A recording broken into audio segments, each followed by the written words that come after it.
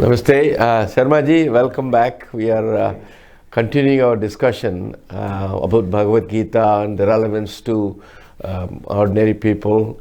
And one of the things we talked about, in Gita, Krishna talked about, Karma Yoga and Jnana Yoga and Bhakti Yoga.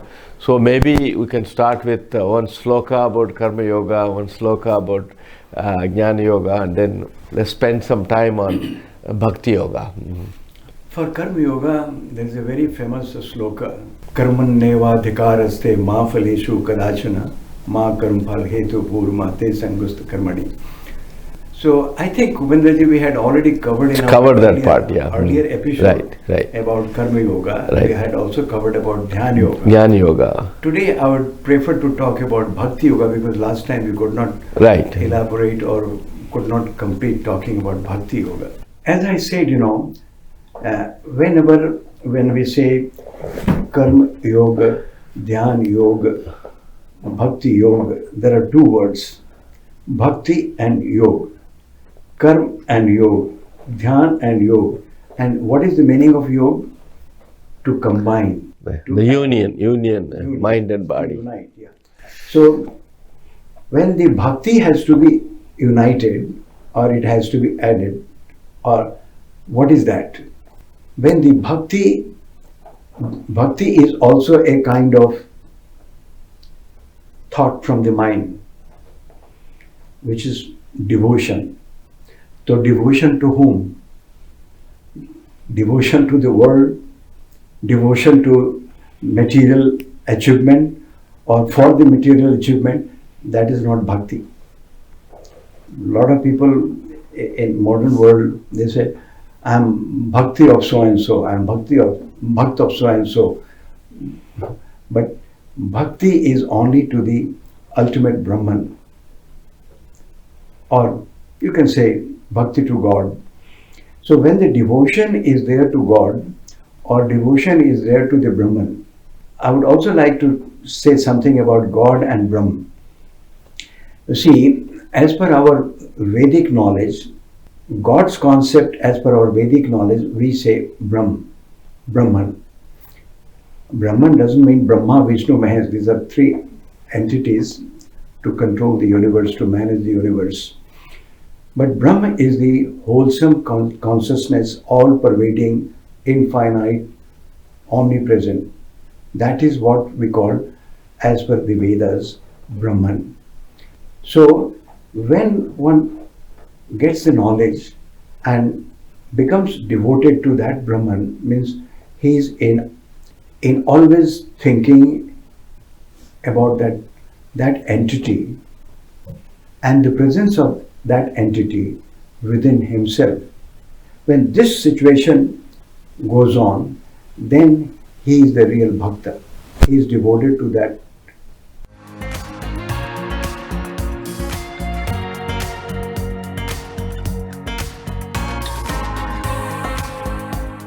What you're saying is that Bhakti is not transactional. Basically, I pray to Lord Venkateshwara. I say, okay, I want to get my green card, so I'll come and do this thing. That is transactional. So this is Bhakti. It's a true devotion that you are able to go in and surrender yourself to the Paramatma. Yeah.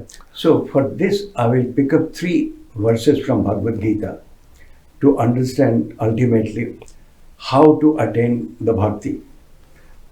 Because to attain the bhakti, first of all, there has to be the right knowledge what bhakti is. I think in an earlier episode I had explained, you see, the people are divided into 4 categories of bhaktas. The first one is when people are in trouble, then they think of God. And at that time they pray, they will go to the temple and whatever. Offer things so that transactional. The second track, acquire worldly things. They go to the temple, they pray to God. So they're all beggars. Basically, just to acquire something material, they pray to God. That is the second category of bhakta. So the first is called Arth, who remembers God only when they are in trouble or in suffering. Right. The second one is the material kind of bhaktas. In order to achieve something material, they want they want and they pray to God. They go to the temple. They do yagna. They do a lot of austerity, but just to have something material. That is second category. Third is the jigyasu. Jigyasus are those who are in quest of knowledge about God. What is God? What is this universe? What is this? These planets and what is going on? So those kind of people are jigyasu. So basically, they want to understand what is the might, what is the power, what is the cause behind all this is happening, and that kind of a person is the third category of bhakta, that is jigyasu. And the fourth category is the jnani. The jnani, once he attains the knowledge, because after being jigyasu, he comes to that stage that he starts knowing and understanding or realizing what that Almighty, because of which everything in the universe are existing, or the universe itself is there. So that is the jnani. So now I will talk about what is jnana and then what is bhakti. So in order to come to the stage of bhakti, first of all, jnana is very important, because without proper jnana, bhakti is not mature. But people may say that, even somebody is going every day to the temple, oh, he's a great bhakta. He's the second category of bhakta, because he must be going for achieving something material. So the moment we have any desire, and to fulfill the desire, if we pray to God, that is not the supreme bhakti, that is not jnana. So most important is that we should raise ourselves to the level of jnani, because once we reach the level of jnani, and then that jnana, when matures, that turns into bhakti. That is the ultimate stage of bhakti. So for that I refer 3 verses of Bhagavad Gita. The first one, Krishna says, It indhasi sammido agni bhasmat kurte Arjuna, ज्ञान अग्नि सर्व कर्माणि भस्मात् कुरुते तथा। जिस प्रकार अग्नि संविदा को जलाकर भस्म कर देती है अर्जुन, उसी प्रकार ज्ञान की अग्नि सभी कर्मों को जलाकर भस्म कर देती है। Now it is English, I will say, when we do yagna, what we do, we keep offering matters, havan samagri, in the fire. It's a swaha. And we say swaha. So the fire burns whatever we put into the fire while doing yagna.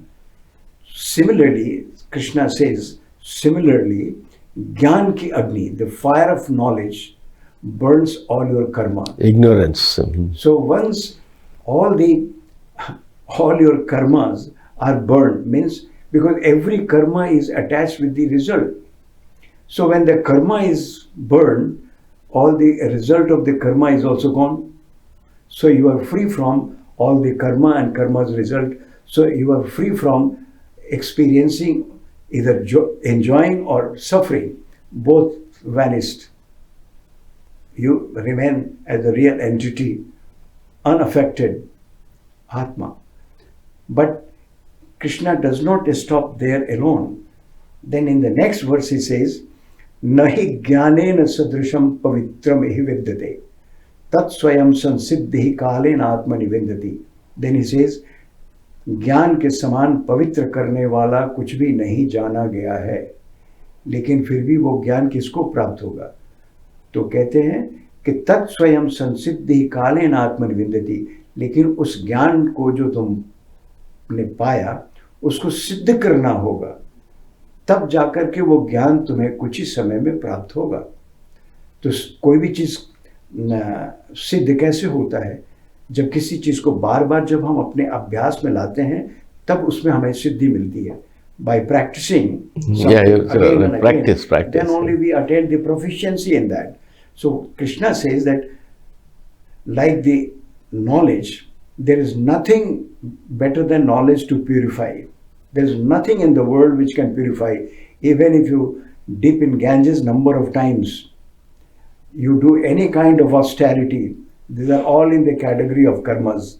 Result of that you can experience, but you will not be able to attain the ultimate knowledge.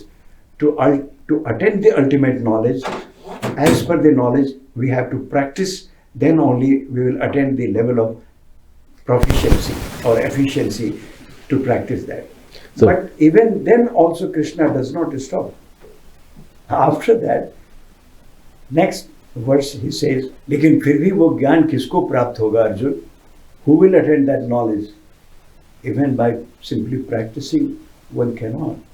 Then he says, श्रद्धावान लभते ज्ञानम तत्परम संजम इंद्रिय ज्ञान लब्ध्वा पराम शांति अचिरेण अधिगच्छति. Now in this verse what he says, कि लेकिन अर्जुन वो ज्ञान किसको प्राप्त होगा अल्टीमेटली? जिसकी मुझमें श्रद्धा होगी. श्रद्धावान लभते ज्ञानम, जिसकी मुझमें श्रद्धा होगी उसको ये ज्ञान प्राप्त होगा. और जो अपने इंद्रियों पे संयम रखेगा, तत्पर अपने इंद्रियों पे संयम रखने के लिए तत्पर रहेगा, means because in our human body we have got 5 senses.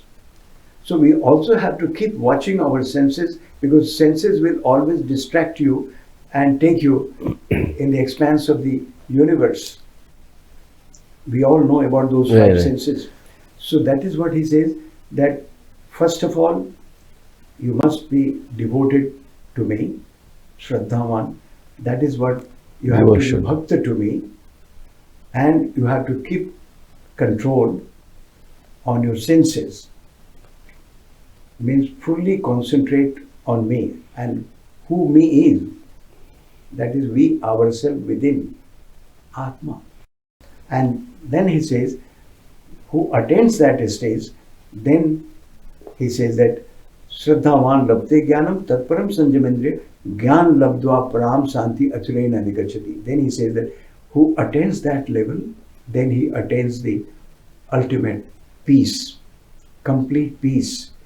He will never be deflected, he will never be disturbed, he will be one with me, and then only his power of delusion, that Maya. So Maya lives only those who become bhakta. Until one becomes bhakta, Maya does not leave them. Because what is Maya? Maya, Brahman, everything is nothing but Brahman only. But by his power of Maya, he has hidden himself, and that is how people are confused. People think that I am so and so, I am so and so, I am so and so. But all so and so are nothing but Atma and the Prakriti. Body is the part of Prakriti. Atma is we all ourselves, Brahman. Yeah, Sharmaji, to attain knowledge, you don't have to go on to Chardham or some, of course we are telling, travel agents, put them out of business, but you don't have to travel somewhere else. You can, sitting in one place, you can attain that knowledge. You don't have to, I don't think Krishna says you have to travel around to get knowledge. Yeah. People also get confused with the knowledge and information. We travel to know something in the world, to see something in the world, to satisfy our senses. Those are not jnana, those are information. Right. Any material knowledge is not the real knowledge, that is information. When we say jnana, that is why our Veda says, prajnanam brahmam. Param ka jnana hi brahma hai, aur brahma ko janna hi jnana hai. Means, to understand, actually Brahman cannot be known, because he can is be the experienced. knower. It can be Because experienced. Brahman is the knower. Right. So who can know the knower? Right. So when we know something, it means we are all Brahman only. We are all the part of Brahman only, the knower. But when we are seeking to see something, to travel, go somewhere, those are nothing but to acquire the information. So traveling is required only to collect information about the material world, but to attain the knowledge, the jnana, one has to retrieve from all the senses, come within, meditate on our own self, the Atma. Once we do that, then the realization automatically prevails and we realize I'm nobody else, I'm not the body, I'm the Brahman myself. That is why our Veda says, Aham Brahmasmi. There are many Mahavakyas realized by our rishis who uttered Aham Brahmasmi. So Aham Tattvamasi. I am Atma Brahma. All these realization, because Brahm cannot be known. Who can know the knower? Knower is the Atma, ourself. So that is a stage comes only when we retrieve from all our senses, concentrate within, then the Atma reveals itself, then we realize we are nobody else, we are Atma. So how do you practice Bhakti Yoga? Is there something you experience? Yeah, Bhakti Yoga, because when the knowledge, once we have realized that we are all part of Brahman, we are all Brahma only, but that stage of realization does not come. That can come only when ultimate knowledge, when the ultimate knowledge is acquired, that the cause of everything, you are a science person, there is no effect without a cause. Right. Cause and effect are always there.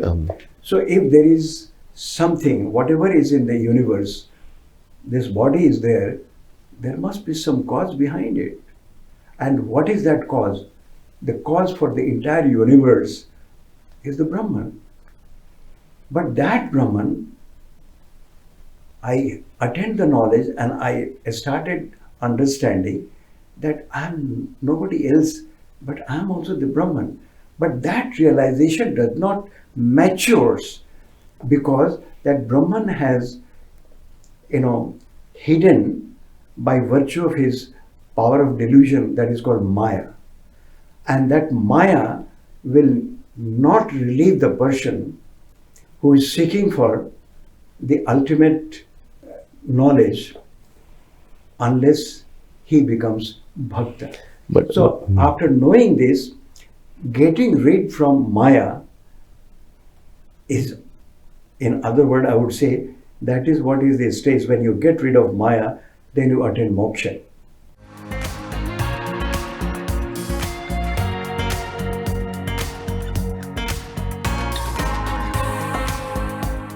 Do you think Arjuna overcame Maya? He saw the Viswarup of Krishna. You see, in the battlefield, he was in so much of confused state. Right. That is why, he started asking so many questions to Krishna. And Krishna chose this situation to give the ultimate knowledge in Bhagavad Gita. Bhagavad Gita is a part of Mahabharata. So in Bhagavad Gita, he inspired Arjuna to keep asking questions and he kept replying. And in his replies, we get complete knowledge of Upanishad Vedanta. And as per the knowledge, in Bhagavad Gita, complete knowledge is provided.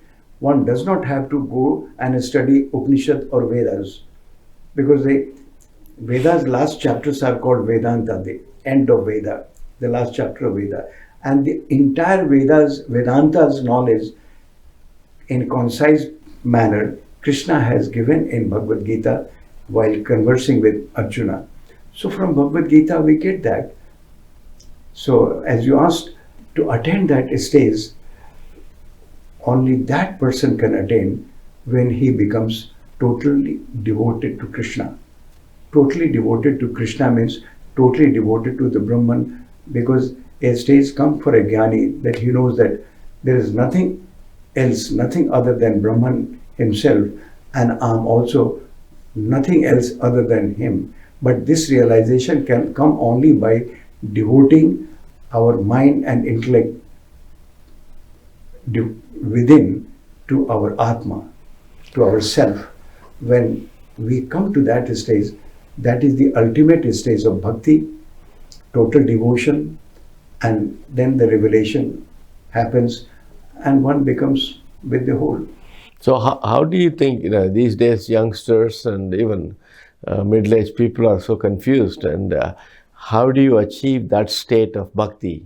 So Yeah. in order to do that, they have to read Yeah. and learn. So for that stage, Upendraji, first of all, in our life, we have to go step by step. In life, there is nothing that you cannot, if you have to go to the top floor, No short circuit. we have to go to the top floor, we have to climb over The the steps. Yeah. So for that, the first step is that one has to acquire the knowledge. And for that knowledge, one has to look for the right source of knowledge. To have the right source of knowledge, there are only two. One, either you go to the knowledgeable person who is Guru. The Guru. Yeah. Other is you pick up the scriptures, and a scripture for the ultimate knowledge are our Upanishad or Bhagavad Gita. I would say, because we have many Upanishads, but people if start going for all studying all the Upanishads, if one has the capacity and zeal, one can go. But I would recommend only Bhagavad Gita, which provides the complete knowledge of Upanishad. So they should, if anybody is willing to go for the right knowledge, they should study Bhagavad Gita judiciously, devotionally, with devotion to Krishna. Because Krishna is not an ordinary incarnation. Krishna is the Purna Brahma, means complete incarnation of Brahman. That is why Krishna did not say that I am the messenger of God like Prophet Muhammad. Krishna did not say that I am a son of God. Krishna said, I am that ultimate. मैं ही प्रभव हूँ और मैं ही प्रलय हूँ. Means everything emerges from me and everything merges back into me. Who can say that? Only the Brahman. Because from Brahma only everything is emerging and everything is merging into. Everything is emerging from this space and everything merging into this space. So when this knowledge is acquired through Bhagavad Gita, so my strong recommendation, Bhagavad Gita is not the book, is not a religious book. It is the book of ultimate knowledge for the entire mankind. So entire mankind should follow Bhagavad Gita, study Bhagavad Gita, and I would also recommend that sometime, unless you deserve that knowledge, even after studying Bhagavad Gita, you cannot attain the knowledge. Krishna also says in Bhagavad Gita, Arjun, the knowledge which I have given to you, this should not be shared with the person who doesn't deserve it. Right, that's the key. Doesn't deserve it. Because you see, patrata, deserving is very important. Because everybody has not come to that level. Like, if a 5-year child, if you start talking Bhagavad Gita, will he understand? He will not. Similarly, if somebody who has not purity of mind, who is so material, worldly kind of a person, if you talk to him about Bhagavad Gita, he is not going to get that. So we have to also see, because you see, that is because of prarabdha, that I have already discussed in last time earlier. So in this life, when we have come, if we have brought our prarabdha from the past life, seeking for the real knowledge, then only we are in a deserving position in this life to get that knowledge.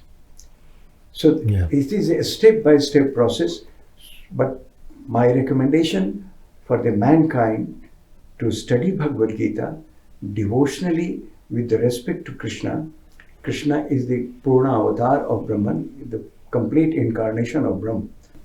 So if there is a devotion to Krishna, Krishna has also said in Bhagavad Gita, the one who will be devoted to me will attain that knowledge. And when he attained that knowledge, whatever I am, he also becomes the same. So, ultimate knowledge, once it is realized within, then we are no different from Brahman. We are all Brahman only. Thank you, Sharma ji. Thank you. Welcome. Thanks.